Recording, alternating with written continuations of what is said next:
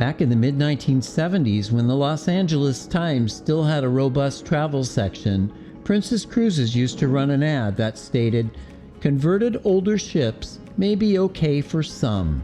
At that time, Princess had the newly built Sun and Island Princess, and they were taunting rival Sitmar Cruises with their popular Fairseas and Fairwind, which were the rebuilt Cunard liners, Corinthia and Sylvania, respectively.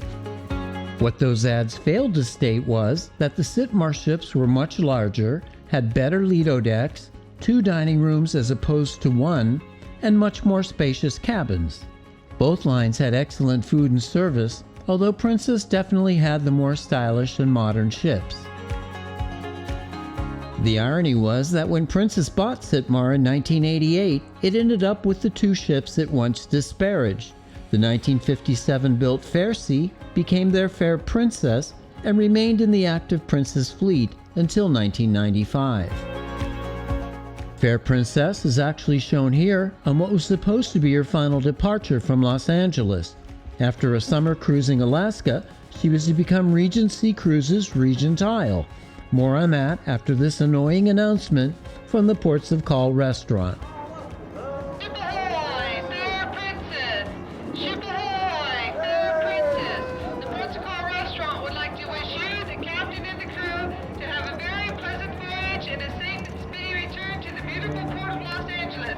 Have a great time and come back and see us at the Ports of Call Village and Restaurant. Aloha and bon voyage! Okay, so some ships actually responded to that greeting with a whistle or horn salute. I guess Fair Princess's captain wasn't motivated to pull the lever on her powerful Typhon steam whistles that day. Well, if interest actually warrants, I hope to delve more into the Fair Princess's story here on this channel. I miss her lovely, powerful, and sheared profile, topped with that fin funnel and polished off with that gorgeous John Brown-built cruiser stern. To sum it up though, Regency went bankrupt before taking delivery, leaving Princess with an old steamship they never wanted in the first place. She would eventually go to Australia to replace the Fair Star, and then to Hong Kong for gambling cruises as the China Sea Discovery, before being scrapped at Alang in 2005 and 2006. Okay, it's no secret that I'm not a Royal Caribbean fan, although I do think some of their early ships, like the Song of Norway class and the Sovereign class, were beautiful to look at. The Viking Serenade, which actually had a loyal following on 3- and 4-night cruises to Mexico from LA, was not one of them.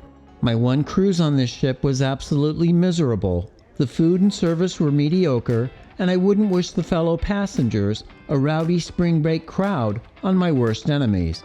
I would have left the ship in Ensenada if I had a way to get home from there. Okay everyone, time out for a second. Here she comes. Ship ahoy, Viking Serenade! Ship ahoy, Viking Serenade! The Ports of Call restaurant would like to wish you, the captain and the crew, to have a very pleasant voyage and a safe and speedy return to the beautiful port of Los Angeles. Have a great time and come back and visit us at the Ports of Call restaurant and village. Aloha and bon voyage!